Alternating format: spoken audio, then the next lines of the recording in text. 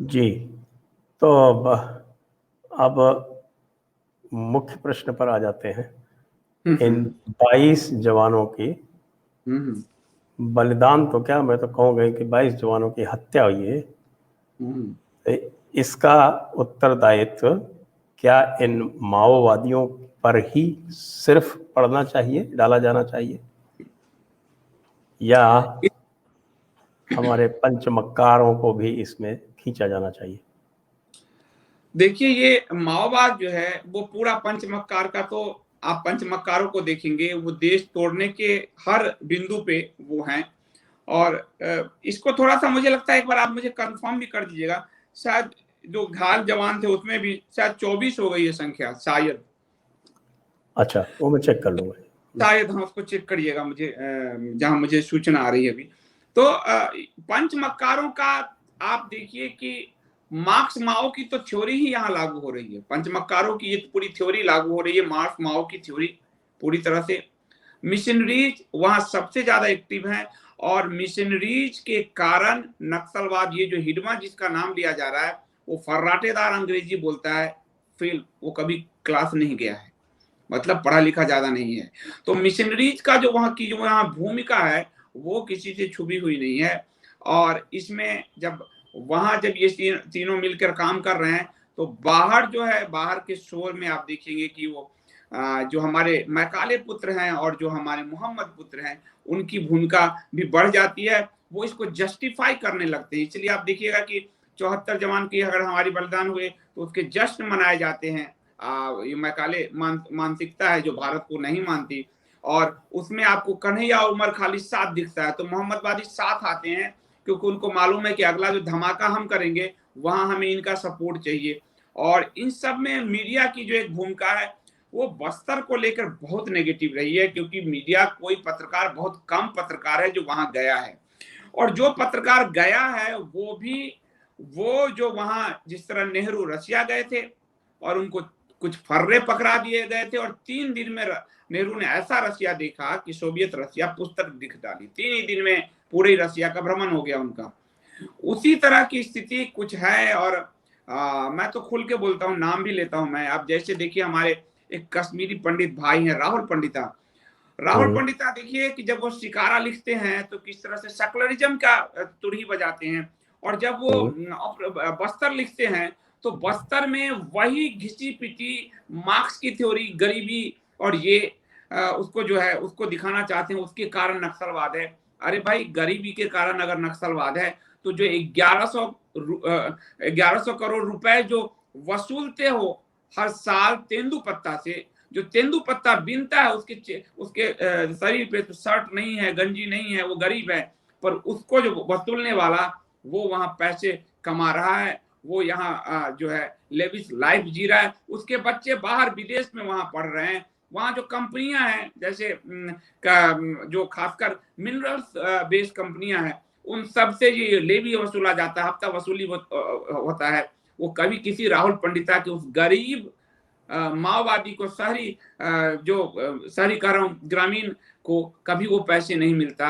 और ग्रामीणों से बात करके देखिए, मेरे कई साथी हैं जो बस्तर में काम करते हैं, और आज तो मैं एक से बात भी कर रहा था, परंतु वो बस्तर में है, नेटवर्क की प्रॉब्लम थी वहां।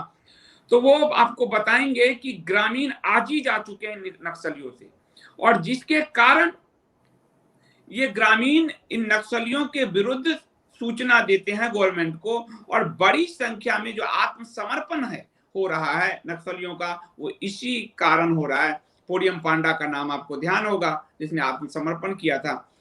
और जो लोग इनका विरोध करते हैं, उसमें जो उनका लीडर होता है विरोध करने वालों में, उनको सारे गांव के बीच में जो है उनको लटका के मार दिया जाता है, उनकी हत्या की जाती है, और उनका गला रेत देते हैं, बिल्कुल दुर्दांत कम्युनिस्ट स्टाइल में। श्यामनाथ बघेल, आपको याद है, श्यामनाथ बघेल ने जो है रोष व्यक्त किया था, इनके विरुद्ध गए थे, और श्यामनाथ बघेल को मारने के लिए जो उकसाने का आरोप है द वायर लायर के सिद्धार्थ वरदराजन की बीवी नंदिनी सुंदर पे है। तो पूरा नेटवर्क आप देखिएगा उसको कि किस तरह से ये काम करते हैं। तो ग्रामीण इनके पक्ष में नहीं है। राहुल पंडिता ने क्या लिखा है, वो शिकारा देखकर, जो खुद कश्मीरी पंडित रहा, भुगता है, फिर भी सेकुलरिज्म की तुरही उसके जुबान से नहीं छूटती। वो जो कहा गया है कि आपको स्टॉकहोम सिंड्रोम जो है, उस स्टॉकहोम सिंड्रोम के शिकार है ये जो मीडिया दिल्ली में बैठी है। और इसीलिए इन समस्या को उसकी जड़ तक, उसकी मूल पहलुओं पर बात करने की जगह प्रशांत भूषण सुप्रीम कोर्ट में पहुंचता है, राजदीप सरदेसाई अपने चैनल, बरखा दत्त अपने चैनल, आतंकवादियों को महिमा मंडित किया जाता है, ये माओवादी आतंकवादी ही हैं, और मूल प्रॉब्लम पर कभी चर्चा नहीं होती। तो पंचमक्कार तो इसमें पांचों ही तत्व इसमें साफ साफ दिख रहे हैं। आप सही कह रहे हैं, पांचों ही तत्व इसमें साफ साफ दिख रहे हैं। लेकिन जब भी हम बात करते हैं, विशेषकर आंतरिक सुरक्षा की बात करते हैं, मैंने अभी एक एपिसोड किया था कि जब हमारे 50 से अधिक सीआरपीएफ के जवान बलिदान हुए थे, तब हमें पाकिस्तान पर हमला करने में कोई समस्या नहीं आई थी। बालाकोट 1 जिसको मैं बोलता हूँ, उसको करने में इसलिए कोई समस्या नहीं आई थी क्योंकि वो पाकिस्तान के विरुद्ध था। और पाकिस्तान यद्यपि परमाणु शक्ति संपन्न देश है, लेकिन उस परमाणु शक्ति संपन्न देश के विरुद्ध भी हमें किसी भी प्रकार की समस्या नहीं आई, क्योंकि देश पीछे खड़ा हुआ था। और ये पंचमक्कार भी उसमें चुप थे, इनका कोई उसमें रोल नहीं था। लेकिन आज यदि 24 सीआरपीएफ के जवान बलिदान हुए हैं, तो यदि सरकार ये निश्चय ले कि हम बालाकोट 2 करेंगे और इनके विरुद्ध हम यहाँ पर AFSPA एफस्पा लगाएंगे या यहाँ पर राष्ट्रीय राइफल की तरह की रेजिमेंट लगाएंगे, तो आप सोचते हैं कि ये आसानी से हो सकता है? मुझे नहीं लगता कि जो भी ये आपको ध्यान होगा कि एक बार वहां सोनिया गांधी का जो NSC था उसमें एक बड़ा व्यक्ति बैठा था, जॉन द्रेज। जॉन द्रेज की पत्नी बेला भाटिया वहां काम करती है, बस्तर में ही रहती है। एक बार बेला भाटिया का कुत्ता, उसके कुत्ते के लिए, आपको बताता हूं कि कैसे ये नई सरकार के होने देंगे, इसलिए बेला भाटिया के, और मेरे साथी वहां के सहयोगी ने बताया मुझे, बेला भाटिया के कुत्ते के लिए विदेशों से फोन आए, वहां के DM को, SP को, कमांडेंट को जीना हराम कर दिया गया। स्क्रॉल पे लिखे गए, जिनका नाम आपने लिया है, वायर लायर पे लिखे गए। तो वो अपने कुत्तों तक के लिए उनका जो है कि कुत्ते पर पथराव हो गया और ये हो गया। हमारी जो सरकार है उसको सफलता मिली है और इसलिए बौखलाहट दिख रही है। 250 जिला से 54-55 जिला पर ले आए हैं।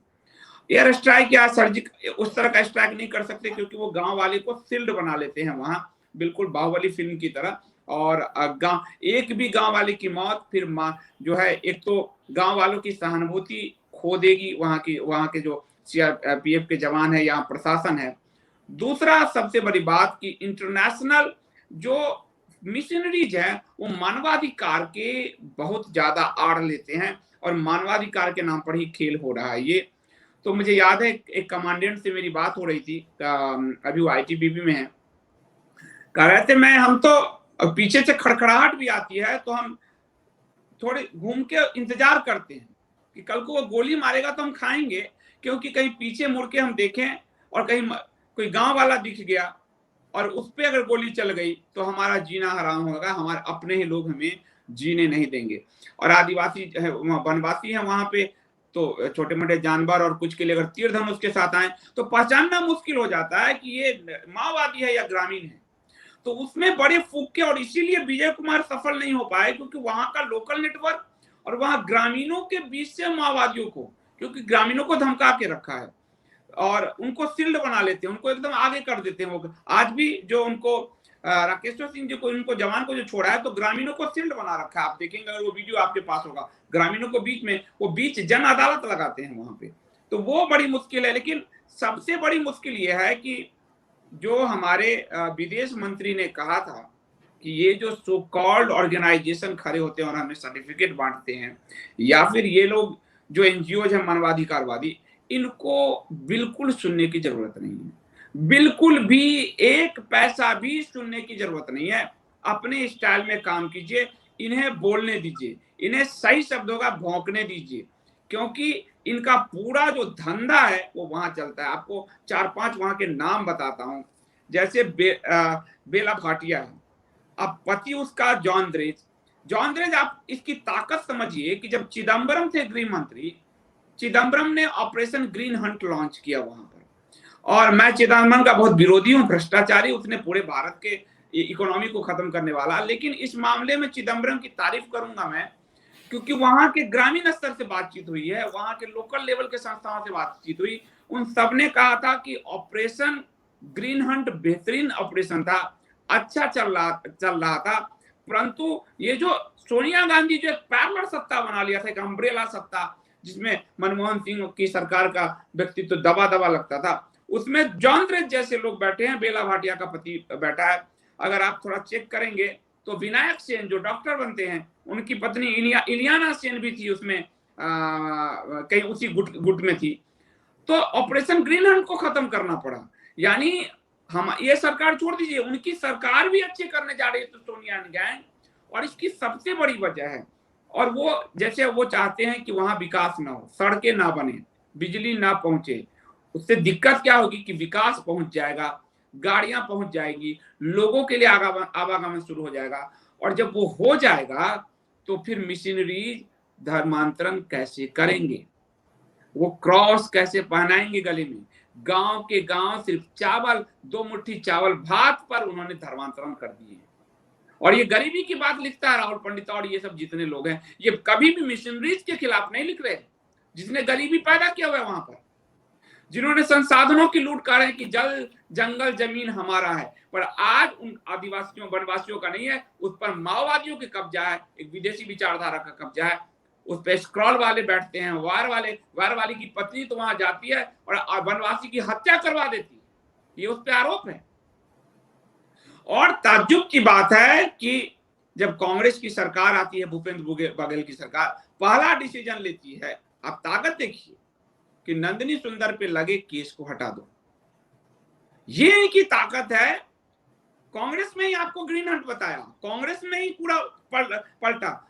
ये जो सलवा जुडुम है, सलवा जुडुम किसकी देन है? कांग्रेस के नेता महेंद्र कर्मा की देन है। पर महेंद्र कर्मा जब मरे, सोनिया गांधी एंड गिरोह शांत रहे, बिल्कुल शांत रहेगी इन्होंने। और महेंद्र कर्मा और गिरोह, उसमें जो कोई एक व्यक्ति बचा, उसे भूपेंद्र बघेल सरकार में मंत्री बनाया गया है। तो अपनी ही लीडरशिप को जो लोग खत्म कर रहे हो, वो हमारे देश को क्या सोचेंगे, देश को लेकर क्या उनकी सोच होगी। और इसीलिए आज आपने 4-5-10 दिन पहले देखा होगा कि अमेरिका से चीन की बड़ाई और भारत की बुराई कर रहा था राहुल गांधी।